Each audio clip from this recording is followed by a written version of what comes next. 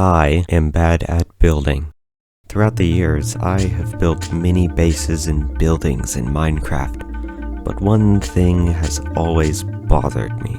I've never really taken time to think about why I'm building something the way that I am. I just come up with an idea and try to build it immediately, usually leading me to build something way different than I originally intended on building. This isn't necessarily a bad thing, because it's produced some of the greatest buildings and bases that I've ever built, but I need to become more intentional for some of the builds I have in mind in the future of this world. And for that to work out, I'm going to have to start over. Not the world, mind you, just the way that I think about building. And what better place to start than the basics. But before I get to building, there are a few things that I have to take care of, like updating to beta. Goodbye Minecraft Alpha, and hello beta. Then collecting some supplies, only to realize this. So beta 1.0 has a pretty interesting glitch. I can't pick stuff up from my inventory, except for this hoe for some reason. So I'm gonna have to update to Minecraft beta 1.0_01, which fixes the issue that I was having. And once that was done, having collected all the items that I needed, I traveled to the area in which I'm going to build at.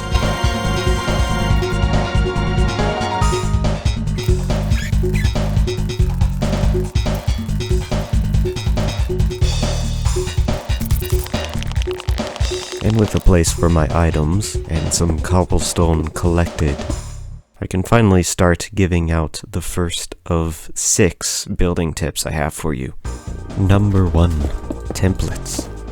Templates can help you visualize the size and shape of a build, allowing you to more accurately plan the later steps of its construction. There. That should be enough templates to start with. Number 2. Break your builds up into smaller sections. When building buildings, it can help to split them into smaller sections. For example, I have 3 different sized sections right here, composed of a support block, in this case logs, and a filler block, in this case planks. These can be used to outline the basic structure of a building, and you can use pretty much any size of these that you want. It's just these are probably the most common for smaller buildings. Number 3. Plan out your block palette. A large flat wall isn't always the best look for a building. Breaking it up into smaller sections can add some variety to a build, and choosing multiple types of blocks that go well together can make a build go from an ugly cube to a decent build. Now it's time for me to build all of these buildings. The first one went really well. It was a nice and simple palette and allowed me to get a nice easy win, which gave me some more confidence about this whole project. By the way, since I'm only building during the day, I've been using the night to collect cobblestone for these builds. The second building has a palette very similar to the first on its first floor, but has a different wall material for its second floor. That floor also has an access to the rooftop patio and a wooden roof. On the third, I try a new foundation material, stone slabs, and a new wall material, stone. The fourth building gets a gravel foundation and a nice little front porch. Number 5 gets an all-stone treatment with a gravel foundation, stone slab supports, and stone walls, as well as a cobblestone roof. Building 6 gets stone slabs for both the supports and the roof, and wool walls, making it the ugliest building I've built thus far. Meanwhile, the 7th is returned to what works: a cobblestone base, log supports, and plank walls. The only problem is that I am out of wood. So the next morning, I head back to the main base to collect some more, only to discover that the trees haven't grown yet. 2 hours later. After collecting and replanting the trees, I grab some more stone and a stack of wool and depart for the town the next morning. Well, I'll have to fix that later. Arriving, I continue to build the roof of the 7th house, a wooden roof, and once I was done with that, I narrowly avoided death. Great. Then moving on to the 8th house. A simple one, using the same palette as the very first. Number 9, on the other hand, sees me use stone as the support block for the first time. And for the second time on the 10th building. Which so far is my favorite. The 11th goes back to the most reliable palette, and adds the bonus of a second floor. Whereas number 12 is a simple house tucked away in the corner of this valley. Its neighbor number 13 shares most of its palette except for the roof, which is made of stone slabs. The 14th building is pretty interesting and has a small diagonal window as well as wool walls, and a second floor.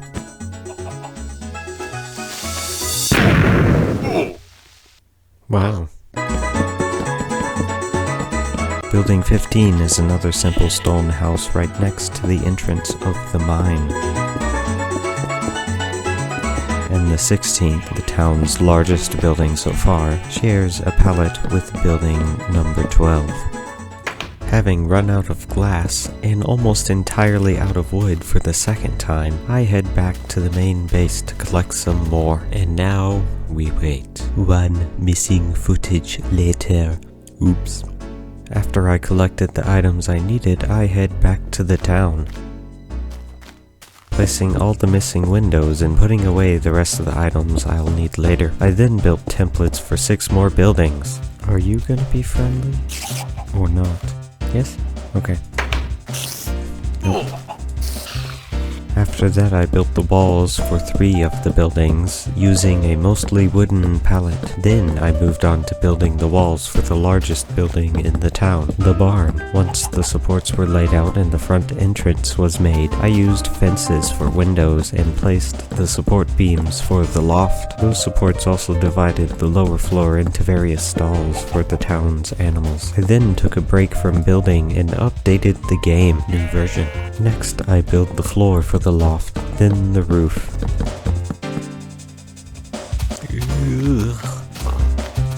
And with the barn complete, I spend the rest of the day building the walls for this small building. After finishing that building's roof, I go around doing a few small things, like lighting up the newer additions and placing the windows for the 14th's upper floor. I would then start filling the reservoir for the not yet existent aqueduct system, and after texturing its floor, I would realize that water behaves a little differently than I thought, but I would fill it eventually. I then started digging the aqueducts for the town's farmland, and then filled them with water. After that, I decided the farmland should be fenced in, and started collecting some seeds. So pretty much all the buildings are done now, and it's time to move on to the next step.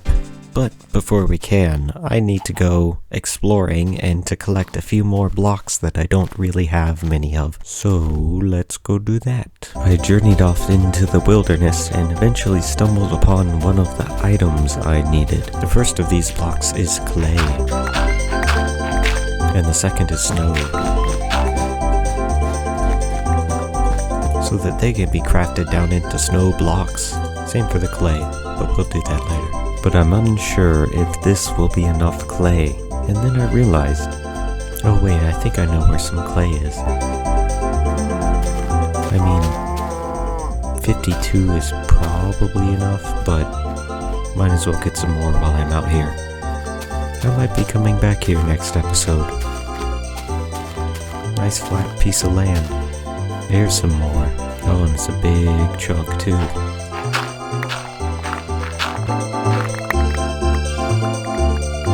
That should be enough. And after collecting that, I stayed the night in the desert base. Well, see you tomorrow morning. Well, guess it's time to go. Then headed back to the main base, collecting a little extra snow and dropping it off at the town. Ooh, free arrows. I think I might be able to make it home. Yep, home sweet home. For now at least. Ah, sunrise.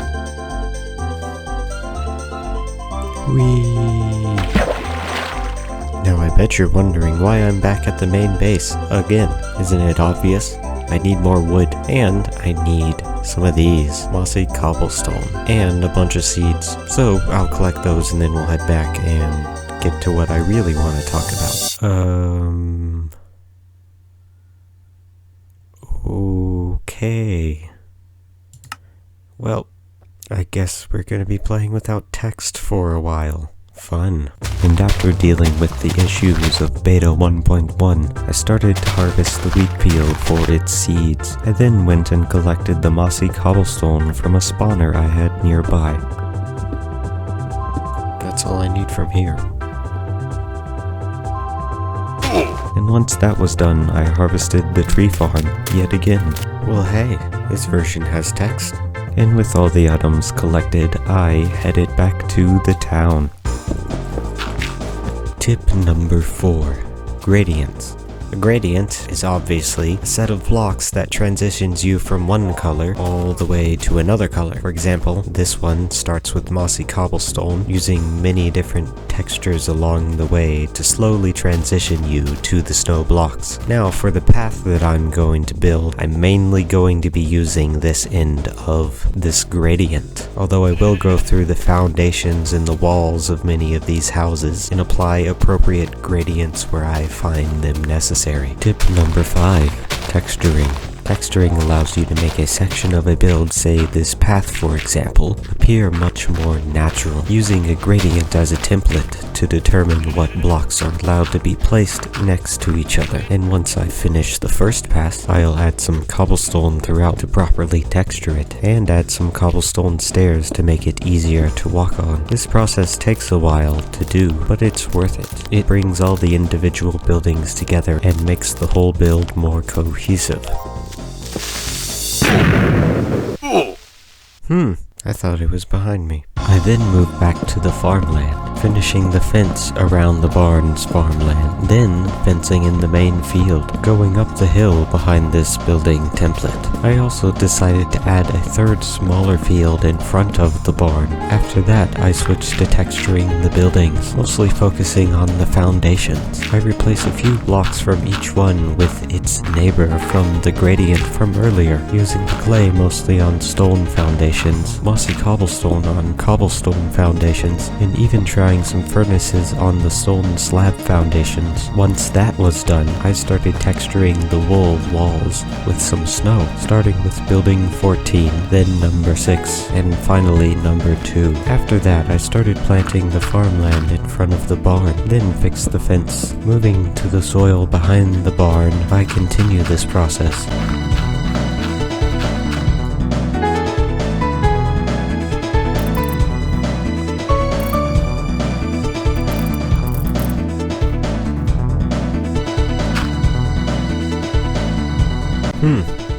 I then fix the fence for the main field, then start to plant it.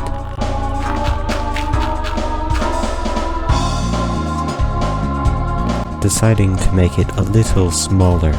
I then discover that the farmland that doesn't have direct exposure to the sky will pop off if it gets too dark, so I place some torches to fix that. I would eventually run out of seeds, so I went around harvesting the fully grown wheat only for this to happen. Oh, goodness.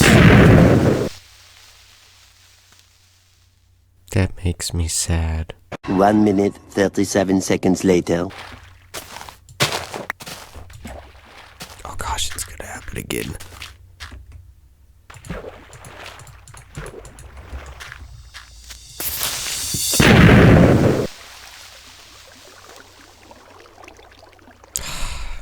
Once I fixed that, I tried to farm at night only for these 2 skeletons to ruin that.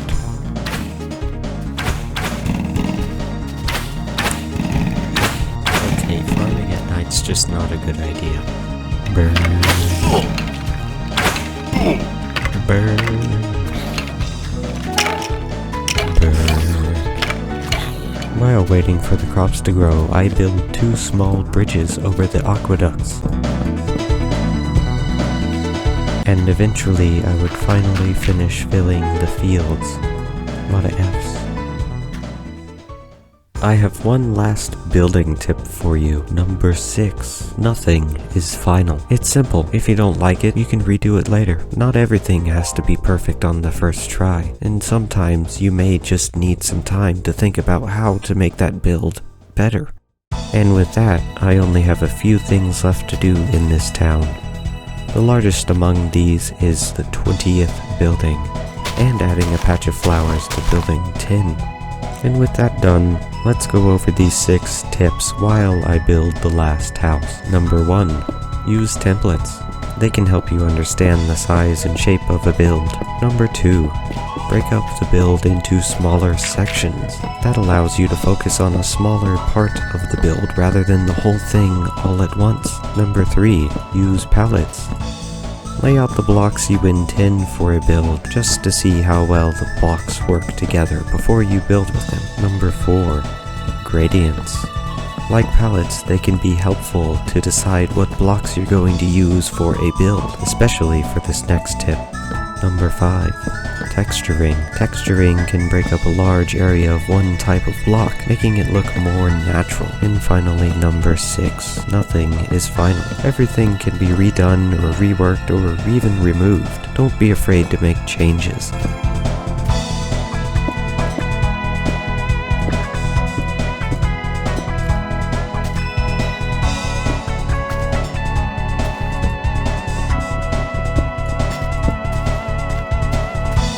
Like this, I thought of a different way of texturing planks and cobblestone areas, using stairs to add a little bit of depth to these. And with that, we come to the end of this project. A small mining village, one with just enough houses to try quite a few different palettes on, and to practice some texturing on. And of course, this project isn't 100% complete. We will come back to it later, adding onto it using new blocks and materials, but for now, it's complete, just as this episode is. Episode 7. Towns and Building.